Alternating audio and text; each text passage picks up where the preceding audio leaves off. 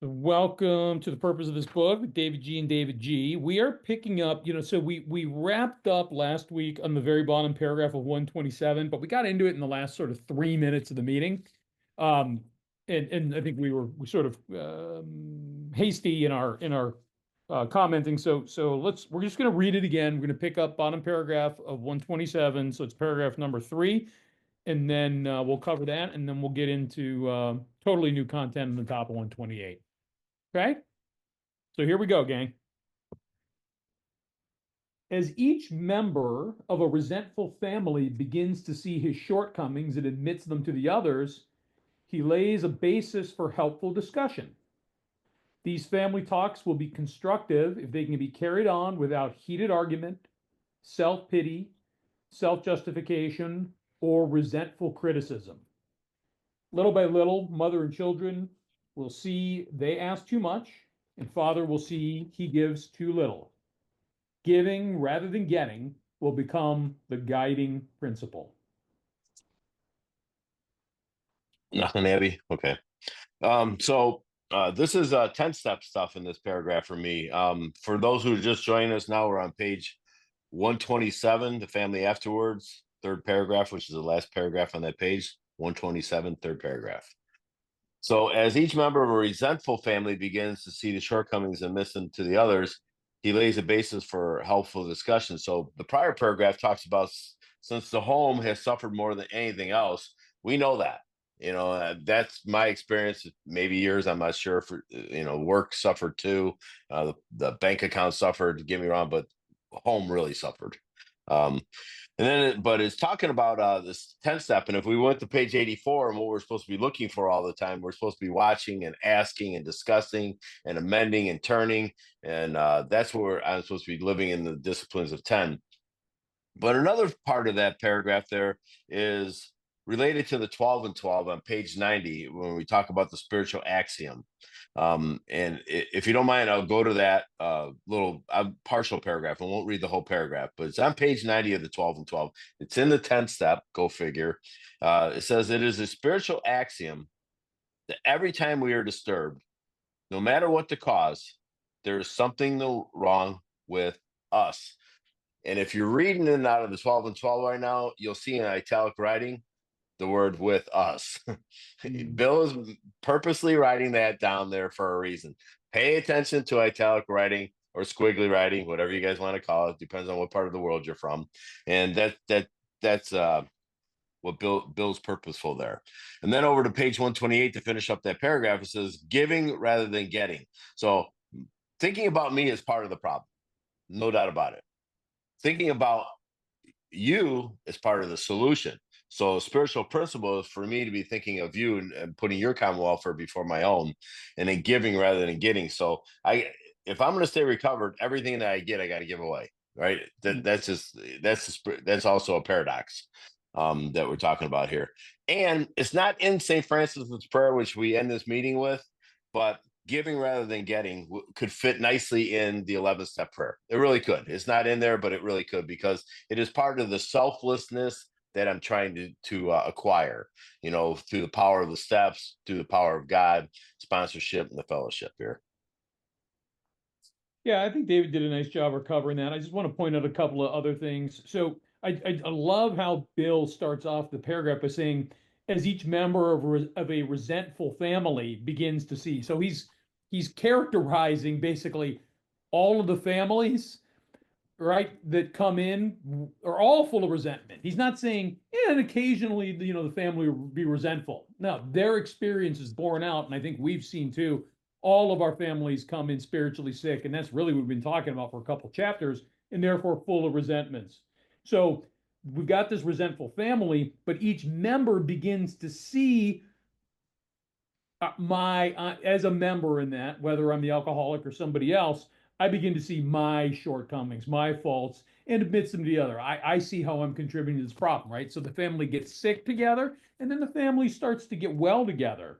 And so when I start owning, my problems and what I've been bringing, then there's a basis for helpful discussion. Once everybody stops pointing fingers and starts taking responsibility, then we can figure out how to, sort of speed up maybe our communal recovery process. And it goes on to say the family talk is going to be constructive. They can be carried out without heated argument, self-pity, self-justification, and resentful criticism.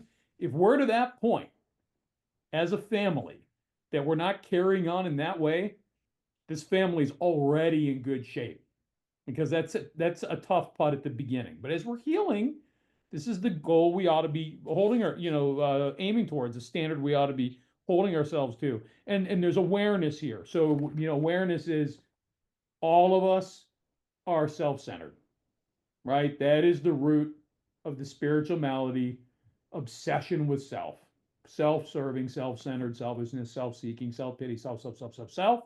So when we start working as a family again, we have the opportunity to not drown in self and rather be focused on others, right? Other-centeredness, God and everybody else, his 8 billion kids. Okay, top of 128. Assume, on the other hand, that Father has at the outset a stirring spiritual experience. Overnight, as it were, he's a different man. He becomes a religious enthusiast. He is unable to focus on anything else. As soon as his sobriety begins to be taken as a matter of course, the family may look at their strange new dad with apprehension, then with irritation. There is talk about spiritual matters, morning, noon, and night. He may demand that the family find God in a hurry, or exhibit amazing indifference to them and say he is above worldly considerations. He may tell mother, who's been religious all her life, that she doesn't know what it's all about, and that she'd better get his brand of spirituality while there is yet time. Nothing to add? Okay. So, yeah, in this paragraph here, we're talking about the recent recovered alcoholic, and I want to go out and save the world. And all of a sudden, I've got this religion, as Bill's putting it. So he's putting it there, but he's talking about spirituality. But religion is a set of rules, and spirituality is a set of disciplines. So I need to, to point out the difference between religion and spirituality. For me, religion is a set of rules, spirituality is a set of disciplines, and both of them are great. But I'm an undisciplined person, as the book says. So we let God discipline us in this way, meaning that we work these 12 steps. So he becomes religious. He's unable to focus on anything else. So that's something like, I give up all my time to go to meetings. I'm working with others all the time, but I think they're talking about he's preaching. He's taking their inventory, right? He's telling them all the things that they're not doing right. Not my job. I have a yard. They have a yard. I need not to cross over and put my foot in their yard unless I'm willing to help out in their yard. So we're also talking about spiritual intoxication. And Bill's going to mention that word later on on this page. I need to practice love and tolerance, and it reminds us of this at least that's what I see when I read this page. That I need to be reminded that love and tolerance is our code. That they don't need me to bash them over the head with a big book or the Bible or anything else for that matter. And let me give you a definition of what intoxication is. And I think we're all going to know what that is, right? Why would you be here otherwise if you've never been intoxicated before with something?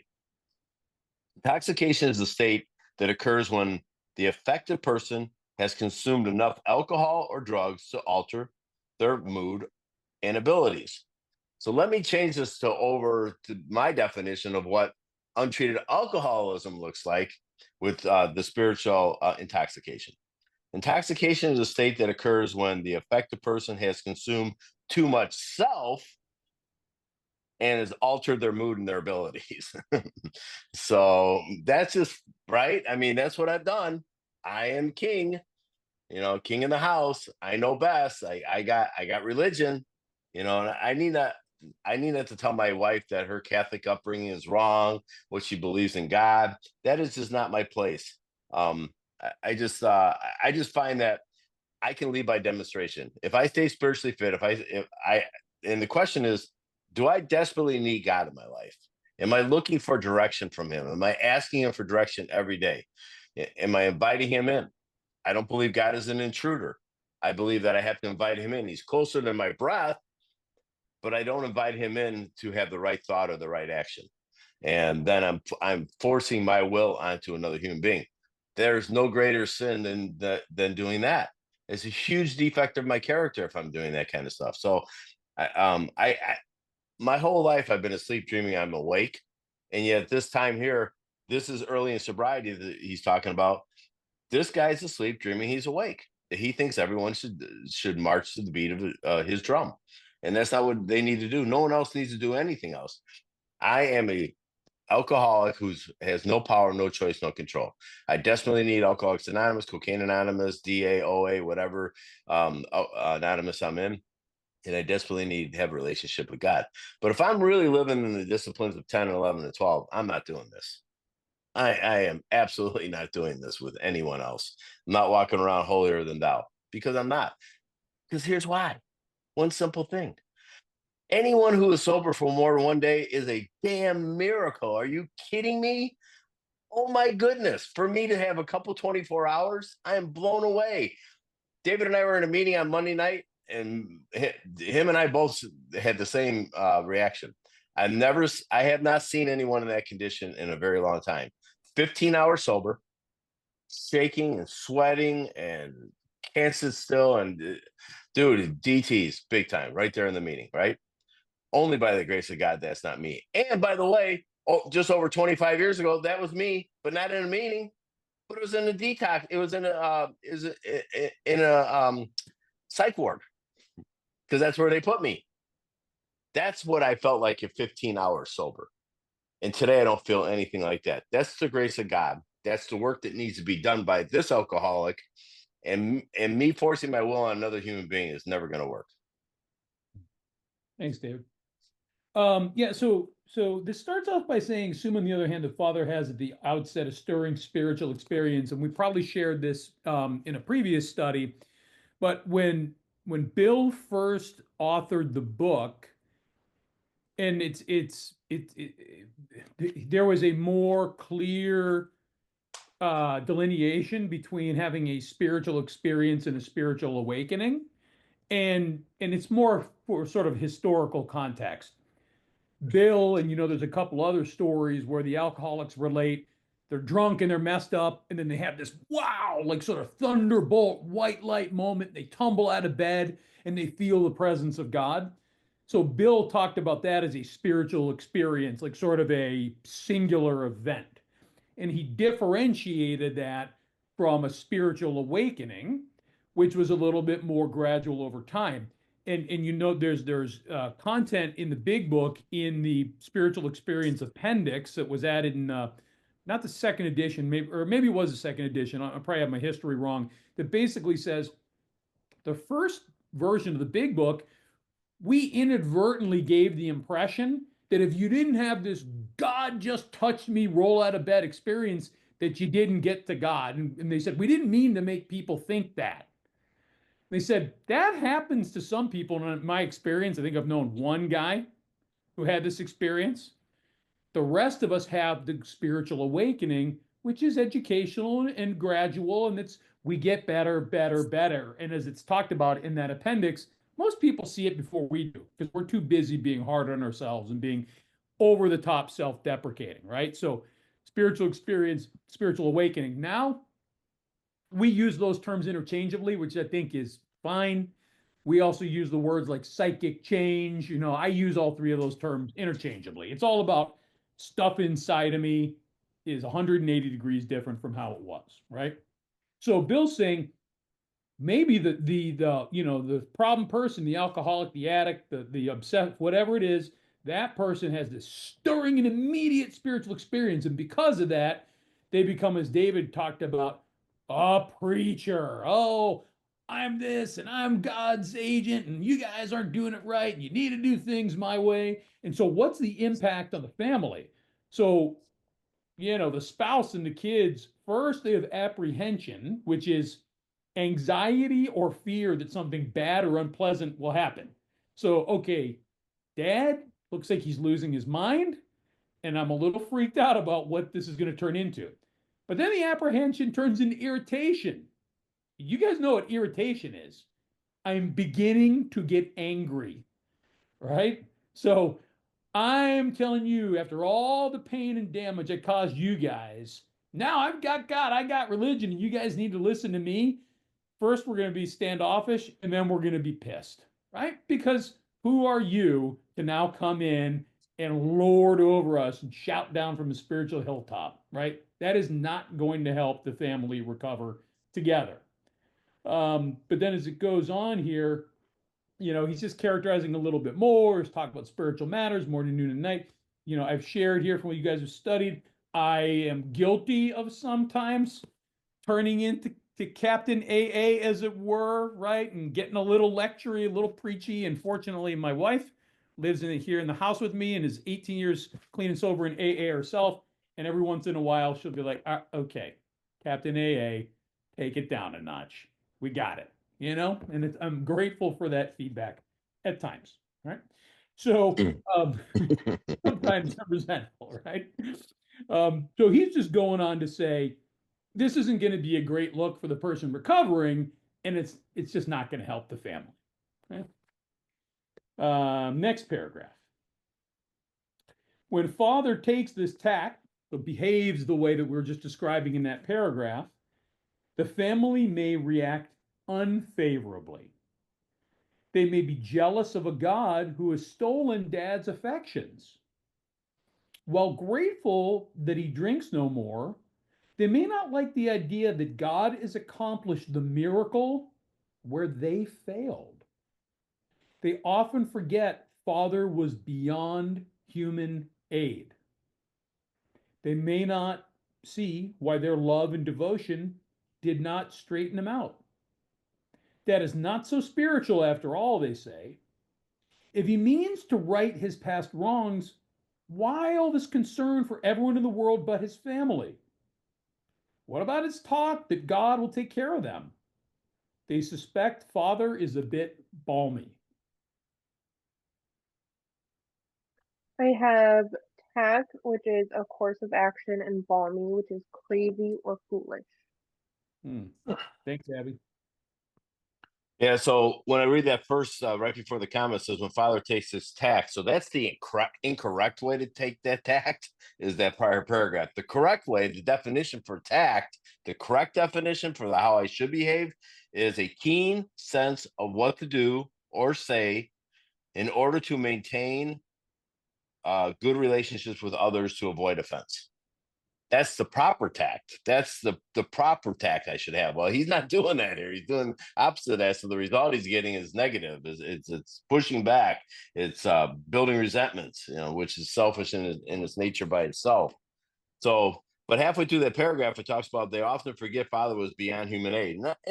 I don't know that my family ever takes that for granted. I've never really had that conversation with them, but that's why we go to meetings to find the newcomer, to see that guy with 15 hours to remind me of what kind of an alcoholic drug addict I am, right? I forget. I forget how, I mean, it's just a distant memory sometimes, I'm in my office, and I have a career and a family, and, I regained a lot of my status, and it's just, I don't live like that any longer. But I need not to forget that I have no power, no choice, no control, that I'm beyond human aid. And that's why every morning I get up and get on my knees and invite God in and direct my thinking and my actions today to be who you would have me be today. And I say that prayer every single day. I've never missed a day doing it because my very life as an ex-problem drinker depends on my constant thought of others, but also to do God's will in my life. So later on, and then it says, where's it say it at? Dad is not so spiritual after all, they say. If he means to right his past wrongs, why all his concern for everyone in the world but his family. So there's 3 parts to the 12 step, right? And the hardest part to practice is practice these principles in all my affairs. That's the challenge.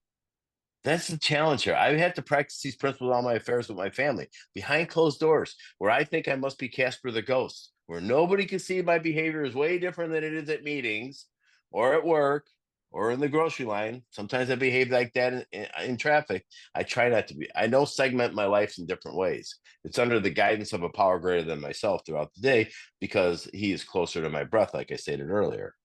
So the last thing I want to talk about is they suspect Father is a bit balmy.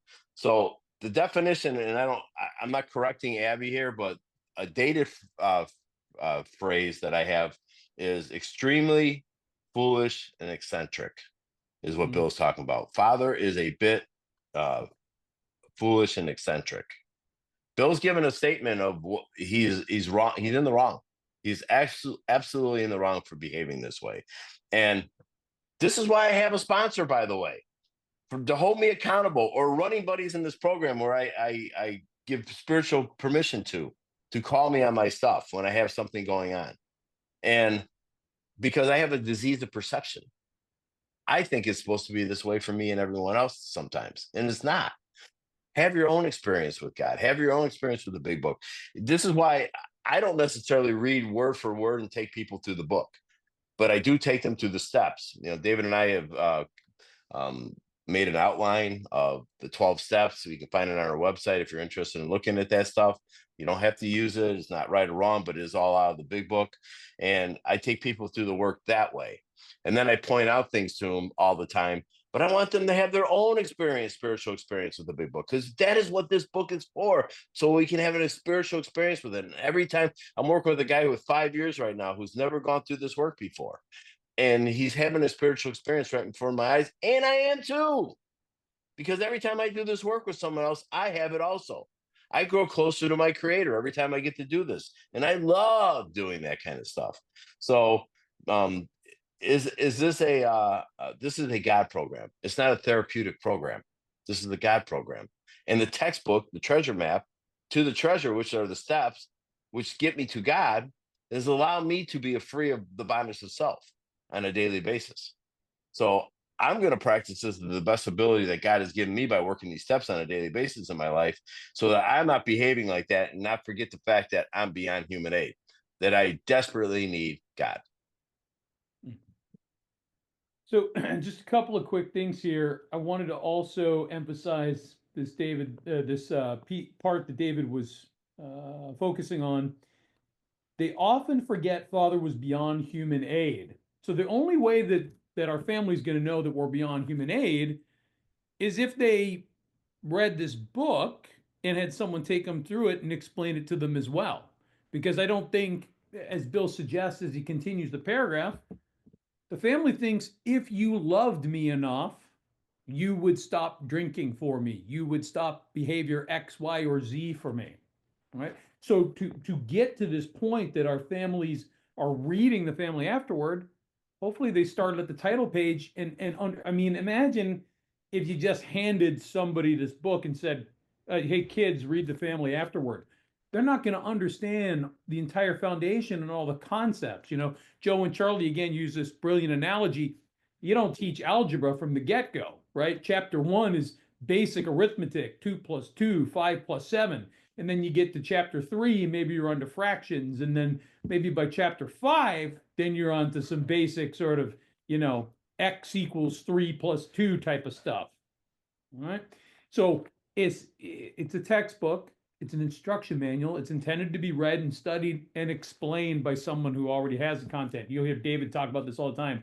Get a big book sponsor.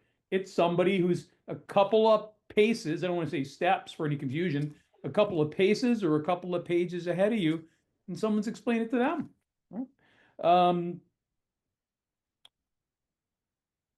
Yeah, enough said about that one.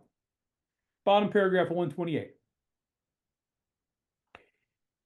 He is not so unbalanced as they might think. Many of us have experienced Dad's elation. We've indulged in spiritual intoxication. Like a gaunt prospector, belt drawn in over the last ounce of food, our pick struck gold. Joy at our release from a lifetime of frustration knew no bounds. Father feels he has struck something better than gold. For a time, he may try to hug the new treasure to himself.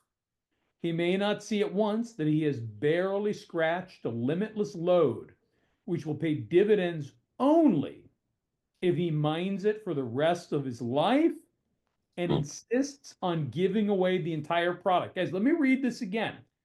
Right, this is Bill's using like an analogy, a metaphor here. Right.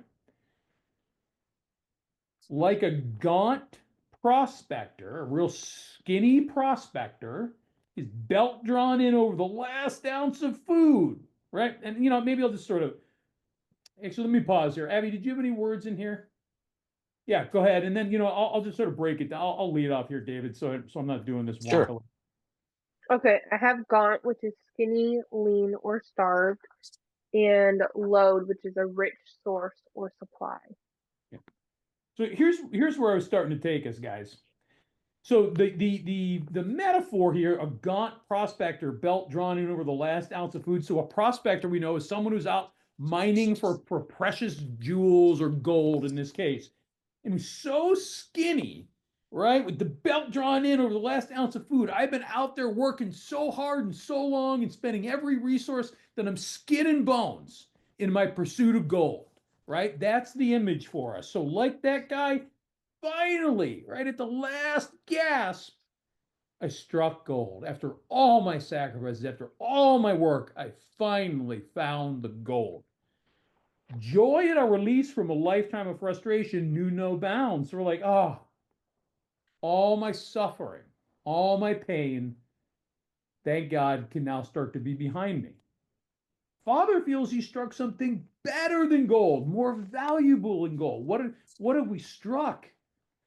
We found the treasure map, as David just said, to the treasure, which is what? The treasure, the spiritual awakening, the entire redirection of all the garbage in my head, my heart, and my gut. For a time, he may try to hug the new treasure to himself. Oh, I'm better. I feel so good. I'm just going to keep.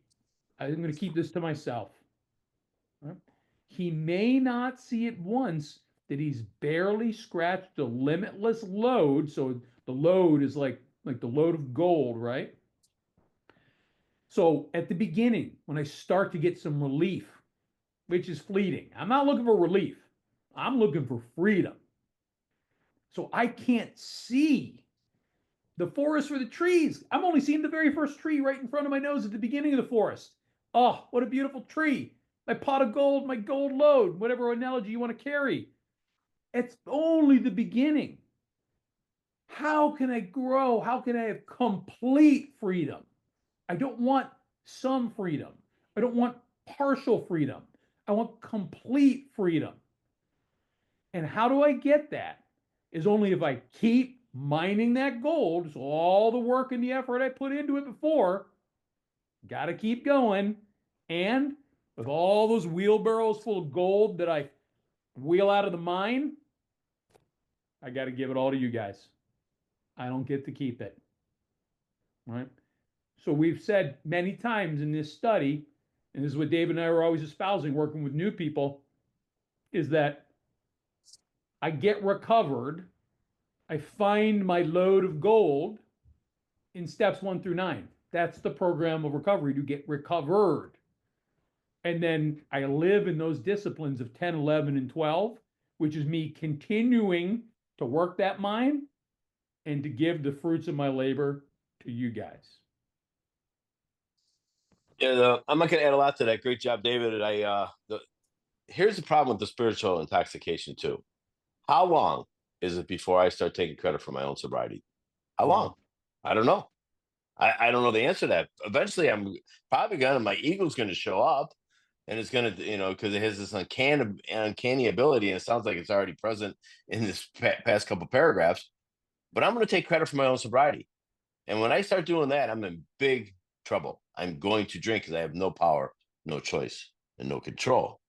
But on to page 129, it says there's a promise and a warning at the last part of the paragraph on the top of page 129.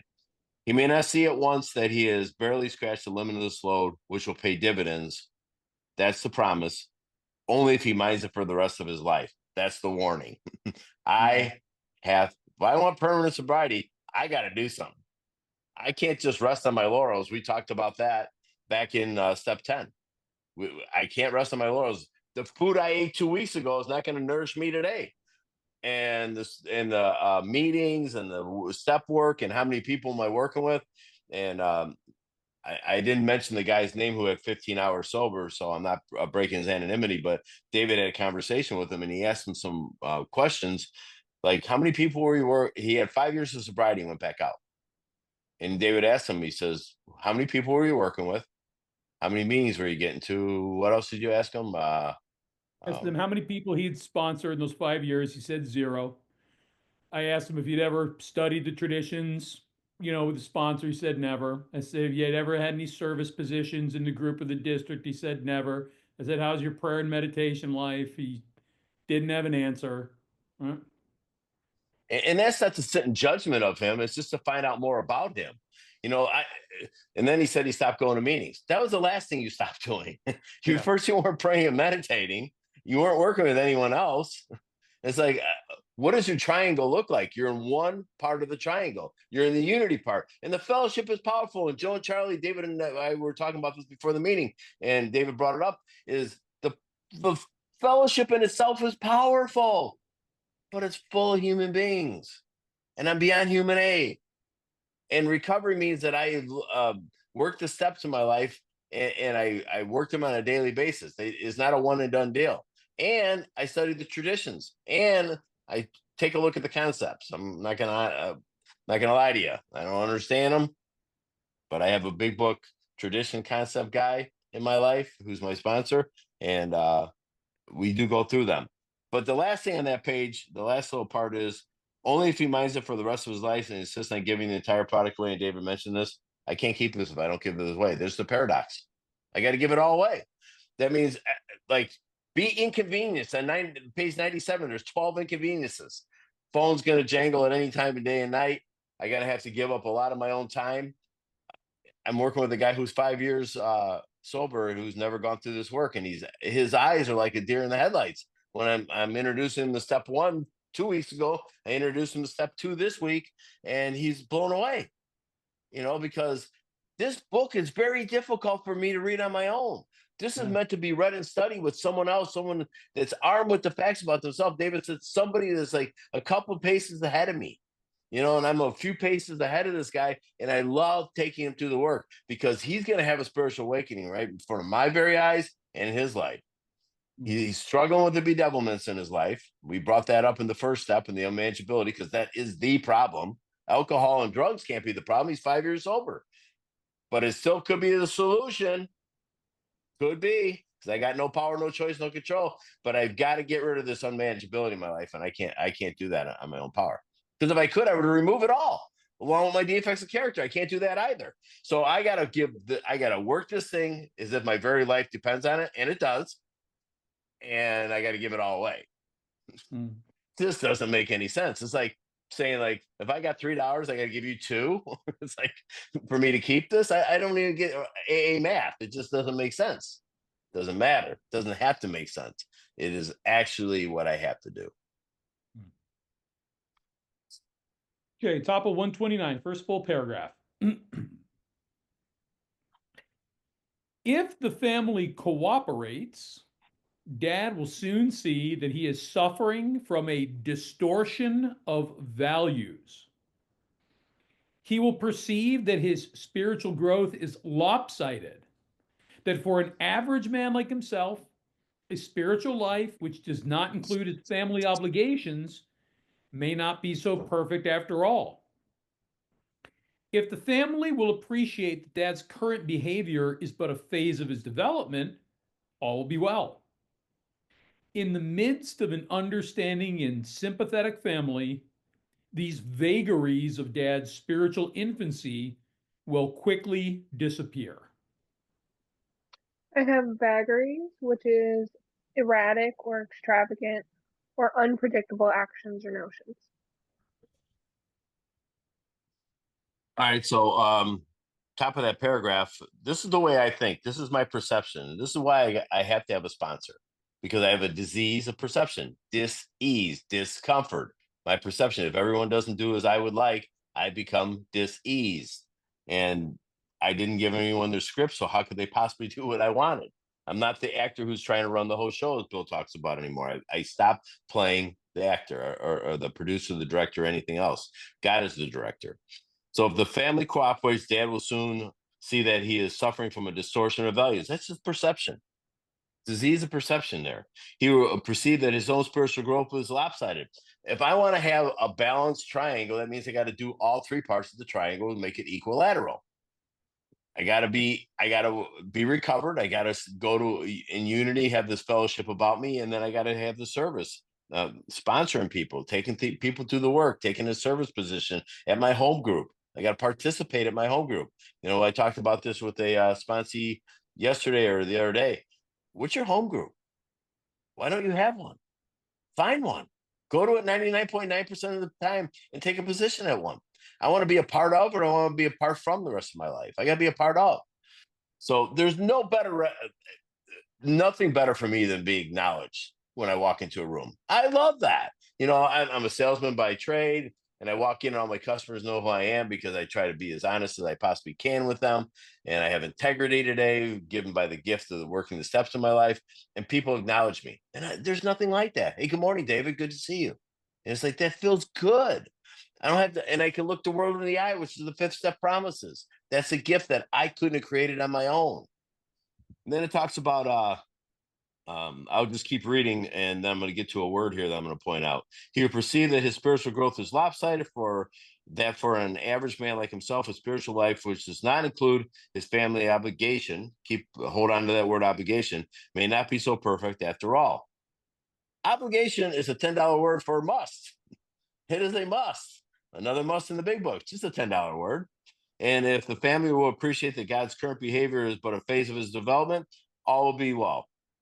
This too will pass if I can get with a sponsor or someone who can direct me to go through this work and live in the disciplines of 10, 11, and 12. And in the midst of the understanding and sympathetic family, these vagaries of dad's spiritual infancy will quickly disappear. This is a spiritual program of action. I got to continue to do this action. It's a period of time in my life where I think I'm still running the show. I haven't let go of the reins. I got to let go of the reins. I got to give this to God. He has infinite power. If I'm full of fear, then I don't trust God. I got to be able to trust God. I got to take an inventory of these things, and that's why I have a sponsor that I meet with on a regular basis. You know, eyeball. RJ and I talk at least once a week because he's on the road all the time. But we always make a commitment to each other to check in with each other to see how we're doing. Not because I'm a sponsor, because we do this shoulder to shoulder.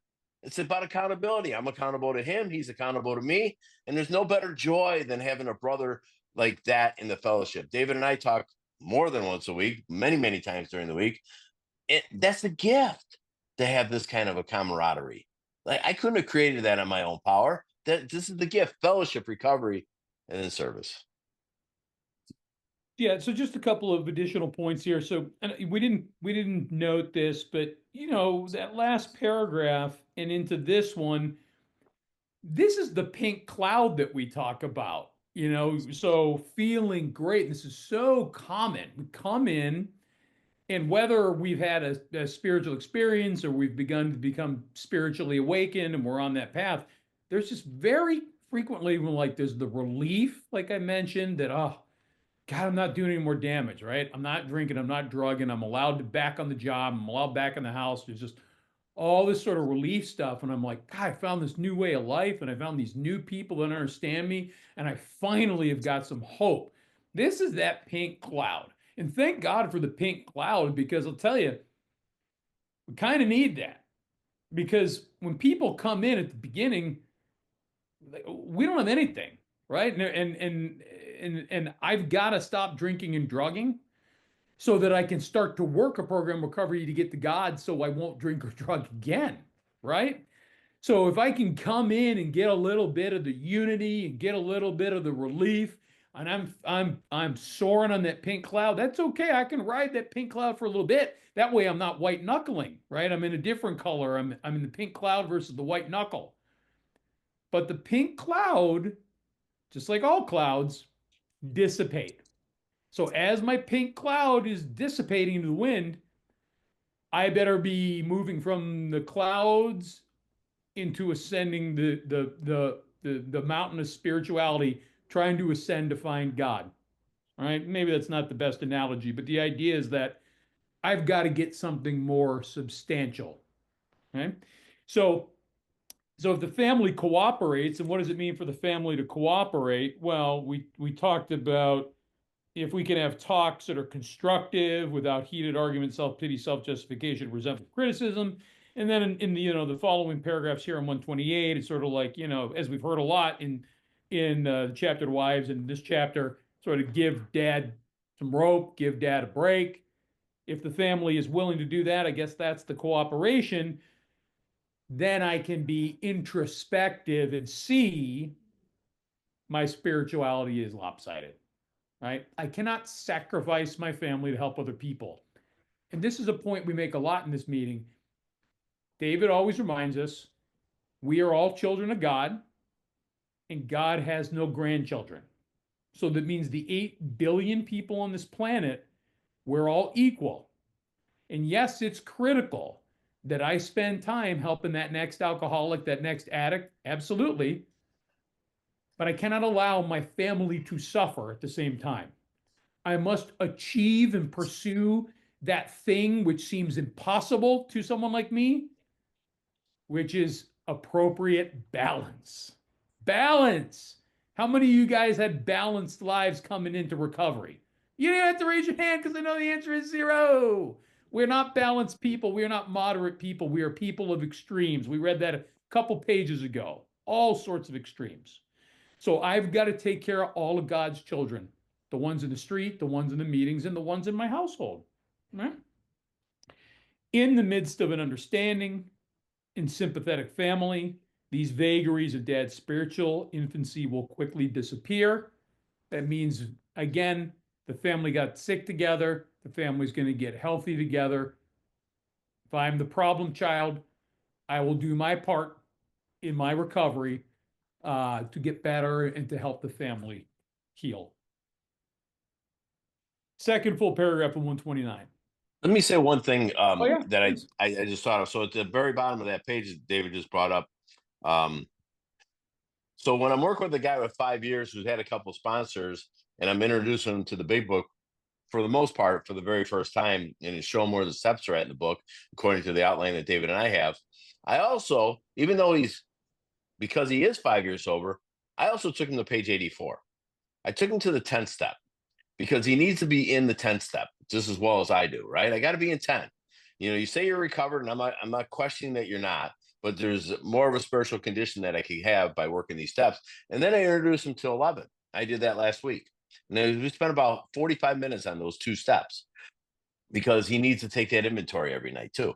And then we went back and we finished up, or then we started on step 2 because if I'm going to have any balance that Dave was talking about, one of them's got to have is the emotional balance. And that for me is step 10. What am I watching for? What am I asking God to remove from me? And then who am I discussing this with? And then am I making amends quickly? And then when do I turn my thoughts to another person? I have to be awake to all those things. Like step 10 is so vital. That's where we live. I live at all day long. I start the clock in the morning. It doesn't run out until I close my eyes at night. So in other words, self dies at the end of the day and it awakens in the morning.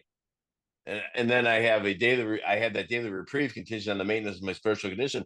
I don't want to take all that garbage from yesterday into today. So then we get up in the morning and then we have our prayers and what we ask God to divorce us from.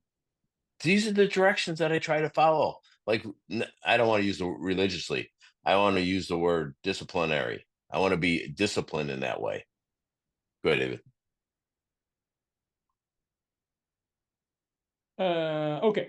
So second full paragraph in 129.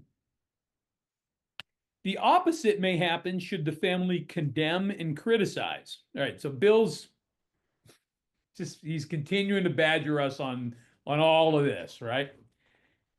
Just resetting the context here. We're not done talking about the things that Bill's been talking about for several pages, right? The opposite may happen should the family condemn and criticize. Dad may feel that for years his drinking has placed him on the wrong side of every argument. But now that he has become, quote, I'm putting quotes in here, a superior person with God on his side, end quote. If the family persists in criticism, This fallacy may take a still greater hold on father. Instead of treating the family as he should, he may retreat far further into himself and feel he has spiritual justification for doing so. I have fallacy, which is incorrect thinking, false or faulty reasoning or idea. Yeah, that this whole paragraph is self-serving. It's full of self-serving. You know, Dan may feel for the years of his drink, he's placed him on the wrong side of every argument. Yeah, you shouldn't feel that way. It's the truth. You have been. You're wrong for your drinking and the harms you've caused. But hopefully you're in the ninth step and you're making your amends, meaning that you've changed and you've asked your wife, I know these are the harms that I've caused you. Are there any other harms that I've caused you that I'm not aware of? And then you shut up for 45 minutes and listen to what she has to say. And they say, how can I make all those wrongs right? I have not lost the fact that I had harmed my family. Although my kids were babies when I got sober, and I'm very blessed to have that, I don't lose sight because I work with new people all the time. So I don't treat my wife any different than the child of God that she is, because I don't know if I could have stayed if she did what I did to them. Not showing up all weekend long, losing a job, spending all our money, like hanging out with really shady people and going to. She didn't even know where I was at. You know, this is back when before cell phones, or if they were, they're very big, you know. So I pulled all kinds of terrible things on them, and I stole her hope constantly. So it talks about Dan may feel for years that he's drinking his placement on the wrong side of every argument, correct? But he has now become a superior person with the God on his side. Self-serving is all heck. If the family persists in criticism, this lie may take a still greater hold. So I start believing the fallacy of my thoughts are right and they're wrong. That's a lie. Instead of treating the family like he should, I don't even know if I have the ability to do that without having some kind of counseling in my life, and meaning a sponsor or running buddies in this program that can lead by demonstration. I need to find someone that I'm attracted to, that their life looks a lot different than mine. And God places those people in my life all the time. And I'm a real good mimic. I'm a chameleon. You know, as a matter of fact, um, if your favorite color is green, it's possibly I'll just tell you my favorite color is green, just so you like me. I'll do whatever I got to do for you to like me. You know, it's like that's who I am by nature. But if I'm being honest, I'm looking for demonstrations in my life. When June says, you know, this is the way I do everything in the morning. I get on my knees and I pray to God, and then throughout the day, you know, I go to work and I perform my job, and I don't get in arguments, and I am free from the bondage of self. It's like, okay, so can you tell me how to do that? It's like, yeah, it's in the book. Let's do that. You know, so and then the last part of that reading here says, instead of treating the family as he should, he may retreat further into himself and feel his spiritual justification. Again, this is a dangerous place anytime we see the word justification. There's no Totally. justification. David says this all the time. I cannot justify any of my behaviors whatsoever. Period. The end. It's a horrible place for that's untreated alcoholism. I own my crap. I own it. Period. The end. I take ownership of that. But and again, that whole paragraph and that last little sentence I read is just another form of spiritual justification where self showed up, and it changed my mood and my abilities. Yeah, I was just going to add two things, and David really hit one of them. Anytime I see the word justification in this book, massive, massive warning, and run the other way. Go find a spiritual cocoon to wrap yourself in.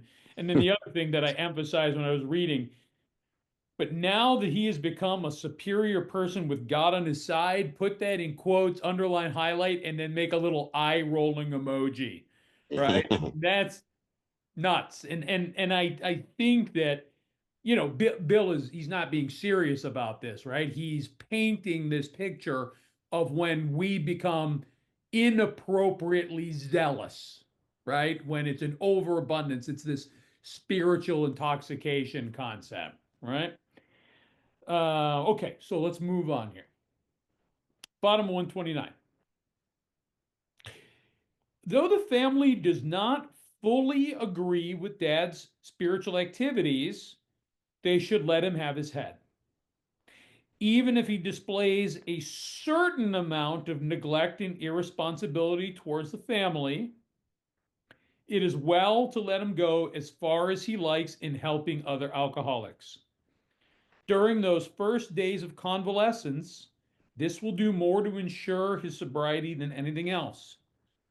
Though some of his manifestations are alarming and disagreeable, we think Dad will be on a firmer foundation than the man who is placing business or professional success ahead of spiritual development.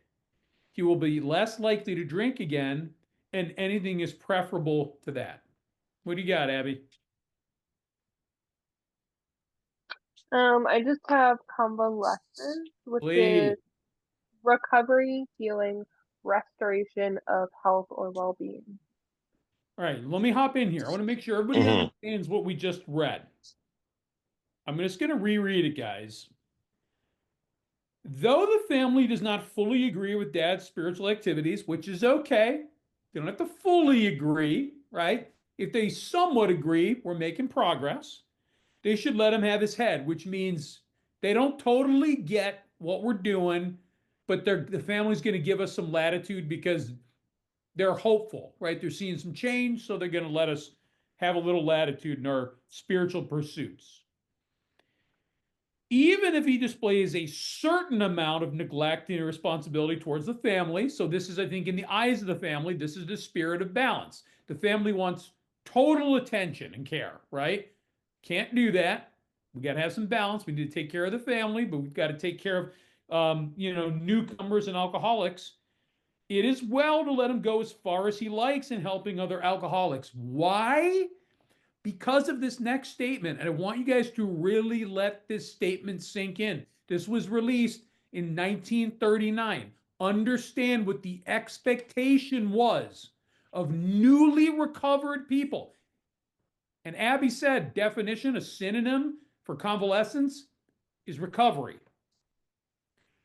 During these first days of convalescence, during these first days of recovery, this will do more to ensure his sobriety than anything else. Are you guys hearing this? It doesn't say, I start working with other alcoholics when my sponsor says I can. It doesn't say I start working with other alcoholics after I've been to 90 meetings in 90 days. It doesn't say I start working with other alcoholics after I've gotten to step whatever. It says at the beginning, nothing is going to help me more than working with other alcoholics. Now, what does working with other alcoholics mean? That's very broad, right? Very broad. It could mean many things. In the simplest way, when I talk to a new guy who's been sober for a few days, a few weeks, and somebody brand new walks in, I say, just go talk to him. Tell him you've been here for 2 days or 2 weeks, and you know how he feels, right? Great start. Great start. I can tell you in my personal experience, I try to get guys through the steps pretty quickly, right? Let's get into the 9th step within about 3 weeks, sometimes 4 weeks, kind of depends. And by the time they're in that 9th step, I say start praying for a sponsee. And listen, if God presents a sponsee to someone I'm working with sooner, I just got them into the step, 2nd or 3rd step, that's fine. Start working with them. I'll help you. We'll sit down together. I've done this many times. But guys, for the love of all that's holy, during those first days of recovery, this will do more to ensure sobriety than anything else. Immediately, we are supposed to start giving, stop taking. You know, I please understand, and I know I'm getting preachy and soapbox here, I can't help it. Do not mistake going to a bunch of meetings to get what I need with a program of recovery. That is not why we go to meetings. We go to meetings to be in unity, to be among. And a close second is to look for a newcomer to work with. It is not the foundation of recovery. It is one small part, 1/100th of the things I'm supposed to do. I am supposed to work with new people, and working with new people doesn't mean sharing in a meeting, right? Working with new people means going and grabbing that new person at the end of the meeting and talking to them and getting their phone number out. Give them yours. Don't give anybody your phone number. You want a spiritual suggestion? Don't ever give a newcomer your number because they never use it. Ask them for their number. That's the spiritual action, and then call them. That's what we did with the guy from Monday. I called him the next day to make sure he wasn't dead. He was in Yeah. such bad shape, and thank God he sounded so much better the next day. But guys, please understand. And I know I'm preaching to the choir or the converted here, right? Because you're all recovering big book enthusiasts. But guys, be passionate about this to the people in your network and in your lineage, right? Get busy early. No more excuses. Excuses mean I am sitting in fear or I'm sitting in self. And those are two of the biggest things I have to be beyond. Beyond me, beyond my selfishness, and having a new perspective on life. Realizing that self-reliance fails me, and all my fears are based on the failure of self-reliance. Why don't you bring us home, David? We got 3 minutes. Okay. Yeah. So this, I'm going to look at this paragraph is like this. Though the family does not fully agree with dad's spiritual activity, they should let him have his head. Okay. So if they need to let me have my head, and David gave a great definition of that. But what if I had someone else's head? Here's what would happen if I did. It would be, it's an idiom that means to punish someone severely, such as by firing them, imprisoning them, or using similar harsh penalties. So I, this is the bondage of self. This is the bondage of alcoholism. This is a warning to the family that this I have to work with other people. And I tell my sponsees this is the only time I get between the wife and them, the husband and them, the partner and them, is I say, this is sponsor approved. You have an opportunity to work with someone, you absolutely take the time to do that. That's the only time I get involved with a relationship. Other than that, I stay out of it. It's not my job. I'm not a counselor or a therapist. But this, because I'm going to be the alcoholic's going to be in prison. He's gonna fire himself from Alcoholics Anonymous, Cocaine Anonymous. He's not going to come back. That is, I have to work with other people. And then it says, and to David's point, I'm going to re-emphasize what he said here at the bottom of that page on 129. During their first days of convalescence, that's a time frame. Bill's in the hospital. His early days of convalescence, he's thinking about how to go help other people. Like, what the heck are you talking about? Like, and the doctors even let him go do it. What was the harm if he did it? He had this revolutionary experience, this spiritual experience, and he wanted to go help others 3 days sober. And this is what we can do too. If nothing else, if I'm the new guy and I know where the coffee pot's at, another new guy comes in, I can show him how to get a cup of coffee, and I should probably hold it for him because he's probably going to spill the whole thing because it's so shaky. That's been my experience. And then you can show him the meeting directory, and then you can take his phone number and call him the next day and check on him. I was sponsoring people when I was 90 days sober. I had worked all 12 steps, and I was carrying the message to the alcoholic who still suffers by sitting down and going through the work with them. It changed my life. And my wife never said I couldn't. I was probably going to 5 to 7 meetings a week. I was sponsoring 2 or 3 people by the time I was a year sober. And I did that because in the later paragraph here on top of page 130 says, we think Dad will be on firmer foundation than the man who is placing business and professional success ahead of spiritual development. God first, my sobriety second, my wife third, my kids fourth, and all other things fifth after that, my job. And David and I, we brought this up at meetings before here, and we go to treatment centers. We'll be at one Friday night carrying this message to them. And I tell the guys, God first, sobriety second, your wife third. And I'm like, or your husband. I'm like, if that's the only thing you heard us say today, do not go home and tell your wife that she's third. Never, ever do that. Don't, because I'm asking you to understand or consider what I'm talking about here. That is not for her ears. She'll understand after a while. My wife knows that my life is dependent upon a power greater than myself. I can rely on that power today. And the last little part of that paragraph says he will be less likely to drink again. And anything is more preferable to that. That guy with 15 hours reaffirmed that for me the other day. If I had forgotten, and I haven't, I don't want any part of that anymore. All right, we're going to wrap it up there, guys.